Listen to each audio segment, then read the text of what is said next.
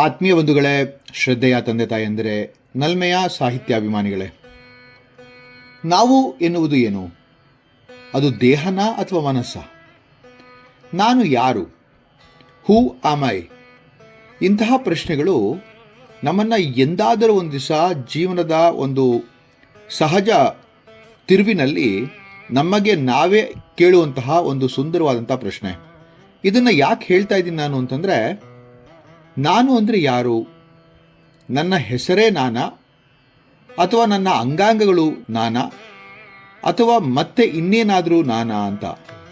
ಇದು ಒಂಥರ ಅತಿ ದಾರ್ಶನಿಕವಾದಂತಹ ಒಂದು ಪ್ರಶ್ನೆ ಅಂದರೆ ತಪ್ಪಾಗಲ್ಲ. ಇಂತಹ ಪ್ರಶ್ನೆಗಳಿಗೆ ಅನೇಕ ವಿದ್ವಾಂಸರು, ಜ್ಞಾನಿಗಳು ಮತ್ತು ಇನ್ನೂ ಹಲವಾರು ಪ್ರಸಂಗ ಆಧಾರಿತವಾದಂತಹ ಉತ್ತರಗಳನ್ನು ಬಹಳಷ್ಟು ಜನ ಕೊಟ್ಟಿದ್ದಾರೆ. ಅದರಲ್ಲಿ ಒಂದು ಕೈ ಮುಂದೆ ಅಂತ ಹೇಳಬೇಕಾದಂತಹ ಒಂದು ವ್ಯಕ್ತಿ ಅಂತಂದರೆ ಅದು ನಮ್ಮ ಡಿ ವಿ ಜಿಯವರು. ಡಿ ವಿ ಜಿಯವರು ಈ ಒಂದು ಪ್ರಶ್ನೆಯನ್ನು, ಅಂದರೆ ನಾವು ಎನ್ನುವುದು ಏನು, ದೇಹವೇ ಮನಸ್ಸೇ ಅಂತಕ್ಕಂಥ ಮಾತನ್ನು ಕೇಳ್ತಾ ಅದರ ಹಿಂದೆ ಇರುವಂತಹ ಅಗಾಧವಾದ ಇನ್ನೊಂದು ಶಕ್ತಿ ಅಥವಾ ಅಜ್ಞಾತ ಶಕ್ತಿ ಇದೆ ಅಂತಕ್ಕಂಥ ಮಾತನ್ನು ನಮ್ಮ ಮುಂದೆ ಬಿಚ್ಚಿಡುವಂತಹ ಪ್ರಯತ್ನವನ್ನು ಈ ಕಗ್ಗದಲ್ಲಿ ಅವರು ಮಾಡ್ತಾ ಇದ್ದಾರೆ. ಈ 121ನೇ ಕಗ್ಗ ಹೀಗಿದೆ.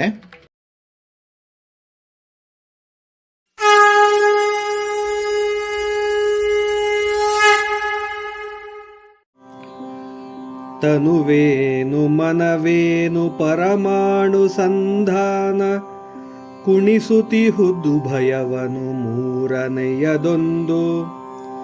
ತೃಣದ ಹಸಿರಿನ ಹುಟ್ಟು ತಾರೆಯ ಸಕದ ಗುಟ್ಟು, ದಣಿಯದದ ನರನು ನೀ ಮಂಕುತಿಮ್ಮ ಮಂಕುತಿಮ್ಮ.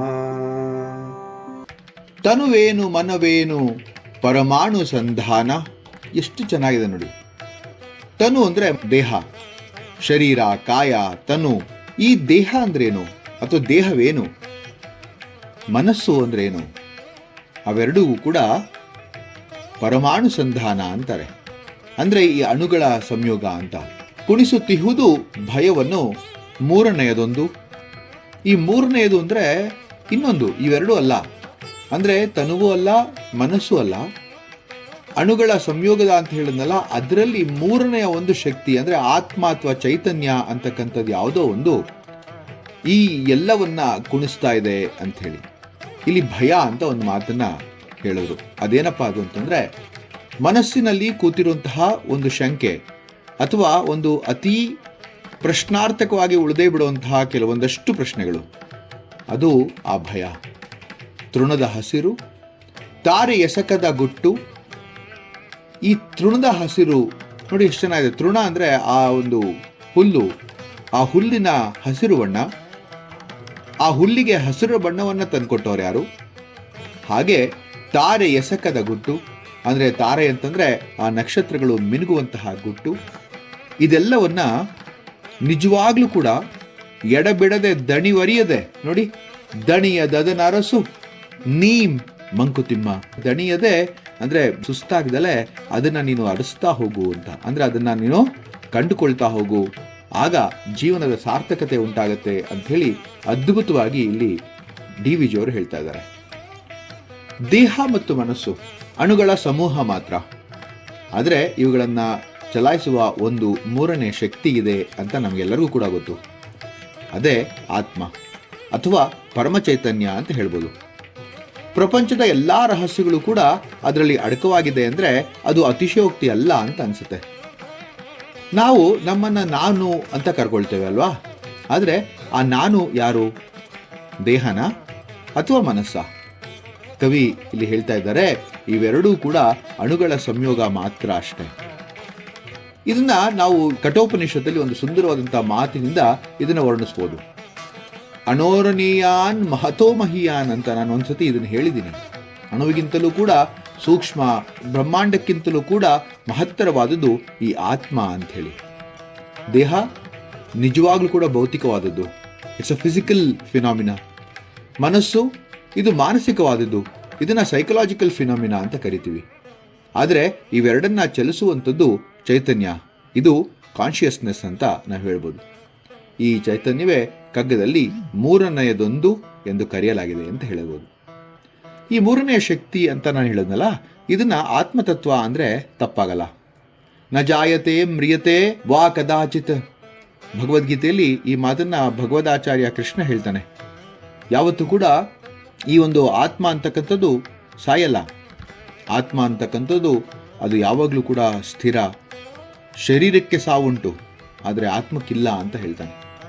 ಆತ್ಮ ನೈದರ್ ಹುಟ್ಟೋದಿಲ್ಲ ನಾರ್ ಸಾಯೋದಿಲ್ಲ ಅಂತ. ಅಂದರೆ ಆತ್ಮ ಅಂತಕ್ಕಂಥದ್ದೇ ಹಾಗೆ. ಶಂಕರ ಭಗವತ್ಪಾದರು ಇದ್ರ ಬಗ್ಗೆ ಹೇಳ್ತಾ ಅದ್ವೈತ ಸಿದ್ಧಾಂತದಲ್ಲಿ ಒಂದು ಸುಂದರವಾದಂಥ ಮಾತನ್ನು ಹೇಳ್ತಾರೆ. ಬ್ರಹ್ಮಸತ್ಯಂ ಜಗತ್ಮಿತ್ಯಂ ಅಂತ ಅವ್ರ ಮಾತು ಎಷ್ಟು ಅದ್ಭುತವಾಗಿದೆ ನೋಡಿ. ಆ ಬ್ರಹ್ಮ ಅಂತಕ್ಕಂಥ ಜ್ಞಾನ ಮಾತ್ರ ಸತ್ಯ. ಈ ಒಂದು ಭೌತಿಕ ಜಗತ್ತಿನಲ್ಲಿ ಕಾಣ್ತಾ ಇರುವಂತಹ ಅನೇಕ ವಸ್ತುಗಳು, ಅದು ಯಾವುದು ಬದಲಾಗ್ತಾ ಹೋಗುತ್ತೋ ಅದೆಲ್ಲ ಕೂಡ ಮಿಥ್ಯ ಅಂತ ಹೇಳಿ ನೋಡಿ. ದೇಹ ಬದಲಾಗತ್ತೆ, ಆ ದೇಹ ಬದಲಾಗೋದ್ರಿಂದ ಅದು ಮಿಥ್ಯ ಅಂತ ನಾವು ಕರಿಬಹುದು. ಮನಸ್ಸು ಬದಲಾಗತ್ತೆ, ಇವೆರಡೂ ಮಿಥ್ಯ ಆಗುತ್ತೆ, ಆದರೆ ಆತ್ಮ ಮಾತ್ರ ಶಾಶ್ವತ. ಇದನ್ನ ಅರ್ಥ ಮಾಡ್ಕೊಳ್ಳೋದಕ್ಕೆ ಒಂದು ಸುಂದರವಾದಂಥ ಉದಾಹರಣೆ ಹೇಳ್ಬೋದು. ಒಂದು ಬೀಜ ನೀವು ಆ ಭೂಮಿಯಲ್ಲಿ ನೆಟ್ಟಾಗ ಅದು ಗಿಡವಾಗಿ ಬೆಳೆದು ಆ ಹಸಿರಿನಿಂದ ಹೊಳೆಯೋಕ್ಕೆ ಶುರುವಾಗುತ್ತೆ. ಬೀಜ ಇದ್ದಿದ್ದು ಮೋಸ್ಟ್ಲಿ ಮಣ್ಣಿನ ಕಲರೋ ಏನೋ ಇರಬಹುದು. ಆ ಬೀಜದಲ್ಲಿ ಎಲ್ಲೂ ಹಸಿರು ಇಲ್ದಿದ್ರೂ ಕೂಡ ಅದು ಹೇಗೆ ಆ ಹಸಿರು ಬಣ್ಣವನ್ನು ಇಡೀ ಮರಕ್ಕೆ ತಂದುಕೊಡ್ತು ಅನ್ನೋದು ರಹಸ್ಯಾತ್ಮಕವಾದಂತಹ ವಿಚಾರ. ಇದನ್ನ ಸುಂದರವಾಗಿ ಇಲ್ಲಿ ಡಿ ವಿ ಜಿಯವರು ತೃಣದ ಹಸಿರಿನ ಗುಟ್ಟು ಅಂತ ಹೇಳಿದ್ರು. ವಿಶ್ವದ ರಹಸ್ಯಗಳಾದಂಥ ಅನೇಕ ನಾವಿನ್ನೂ ಕೂಡ ಕಂಡುಕೊಂಡೇ ಇಲ್ಲ. ನಕ್ಷತ್ರಗಳು, ಗ್ರಹಗಳು, ಗ್ಯಾಲಕ್ಸಿಗಳು, ಇವೆಲ್ಲಗಳಲ್ಲೂ ಕೂಡ ಒಂದು ನಿಯಮ ಮಾತ್ರ ನಡೀತಾ ಇದೆ. ಅದೇನಪ್ಪ ಅಂತಂದರೆ ಏನ ಸೂರ್ಯಸ್ತಪಿ ತೇಜ, ಸೂರ್ಯನು ಹೊಳೆಯುವುದು ಕೂಡ ಆ ಶಕ್ತಿಯಿಂದಲೇ ಅಂತಕ್ಕಂಥ ಮಾತು. ಒಂದು ಅಣುವಿನಿಂದ ಆರಂಭವಾಗಿ ಬ್ರಹ್ಮಾಂಡದವರೆಗೂ ಎಲ್ಲವೂ ಕೂಡ ಅದೇ ಚೈತನ್ಯದಿಂದ ಚಲಿಸ್ತಾ ಹೋಗುತ್ತೆ. ಇಲ್ಲಿ ಕೊನೆಯಲ್ಲಿ ಆಧ್ಯಾತ್ಮಿಕ ಚಿಂತನೆಯನ್ನು ಮಾಡ್ತಾ ಡಿ ವಿ ಜಿಯವರು ಬಹಳ ಸುಂದರವಾಗಿ ಒಂದು ಮಾತನ್ನು ಹೇಳ್ತಾರೆ. ದಣಿಯದನರಸು ನೀಂ. ದಣಿದೆ ಅದನ್ನು ಅರಸಬೇಕು, ಜೀವನದ ಸಾರ್ಥಕತೆ ಸಿಗೋದೆ ಅಲ್ಲಿ ಅಂತ. ಈ ರಹಸ್ಯವನ್ನು ಅರಿಯಲು ನೀನು ದಣಿವರಿಯದೆ ಅಂದರೆ ದಣಿಯದೆ ಪ್ರಯತ್ನಿಸಬೇಕು ಅಂತ ನಮಗೆ ಕೊಡ್ತಕ್ಕಂತಹ ಅತಿ ಸುಂದರವಾದಂತಹ ಪಾಠ ಏನಪ್ಪ ಅದು ಅಂತಂದರೆ, ಹೊರಗಿನ ಜಗತ್ತನ್ನು ಅರಿತುಕೊಳ್ಳೋದಕ್ಕಿಂತ ಮುಖ್ಯವಾಗಿ ನಮ್ಮೊಳಗಿರುವಂತಹ ಚೈತನ್ಯವನ್ನು ಅರಿಯುವುದು ಬಹಳ ಮುಖ್ಯ ಅಂತ.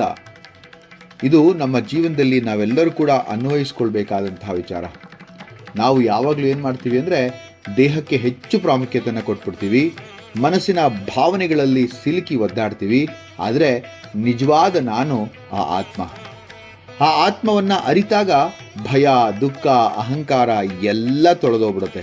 ಯಾಕೆ ಅಂತಂದರೆ ಆತ್ಮ ಚಿರ ನವ್ಯ ಚೇತನ, ಅಂದರೆ ಯಾವಾಗಲೂ ಹೊಸದಾಗಿದ್ದು ಚೈತನ್ಯ ಭರಿತವಾಗಿರುತ್ತೆ. ಅಲ್ಲಿ ಯಾವುದೇ ಥರನಾದಂತಹ ಈ ಕೊಂಕು, ಕೊಣಕಾಟ ಮತ್ತು ಯಾವುದೇ ಥರವಾದಂತಹ ತರವಟ ಯಾವುದು ಕೂಡ ಇರಲ್ಲ ಅಲ್ಲಿ. ಅದರಿಂದ ಎಲ್ಲರೂ ನಾವು ಅರ್ಥ ಮಾಡ್ಕೋಬೇಕಾದೇನಪ್ಪ ಅಂದರೆ ನೀನು ಯಾರು, ಅಂದರೆ ನಾವು ಯಾರು, ಇಂಡಿವಿಜುವಲ್ ಆಗಿ ನಾವು ಯಾರು ಅಂಥೇಳಿ. ಇನ್ನೊಂದು ನಾವು ತಿಳ್ಕೊಬೇಕಾಗ್ತಾ ಇರೋದೇನು ಅಂದರೆ ನಮ್ಮದು ಬರೀ ದೇಹವಲ್ಲ, ಬರೀ ಮನಸ್ಸಲ್ಲ, ಆದರೆ ಅದೆಲ್ಲದಕ್ಕಿಂತ ಶ್ರೇಷ್ಠವಾದದ್ದು ಆತ್ಮ, ಆ ಮೂರನೆಯ ಶಕ್ತಿ ಅಂಥೇಳಿ. ಅದನ್ನು ನಾವು ಅರ್ಥಕೋಬೇಕು ಅಂಥೇಳಿ ಇಲ್ಲಿ ಡಿ ವಿ ಜಿಯವರು ನಮಗೆ ಒಂದು ಮಾತನ್ನು ಹೇಳ್ತಾ ಇದ್ದಾರೆ. ತನುವೇನು ಮನವೇನು ಪರಮಾಣು ಸಂಧಾನ, ಕುಣಿಸುತ್ತಿಹುದು ಭಯವನ್ನು ಮೂರನೆಯದೊಂದು. ತೃಣದ ಹಸಿರಿನ ಹುಟ್ಟು ತಾರೆ ಎಸಕದ ಗುಟ್ಟು, ದಣಿಯದನರಸು ನೀಂ ಮಂಕುತಿಮ್ಮ. ದಣಿಯದನರಸು ನೀಂ ಮಂಕುತಿಮ್ಮ ಅಂಥೇಳಿ. ಮುಂದಿನ ಕಗ್ಗದೊಂದಿಗೆ ಮತ್ತೆ ಭೇಟಿಯಾಗ್ತೇನೆ. ನಮಸ್ಕಾರ.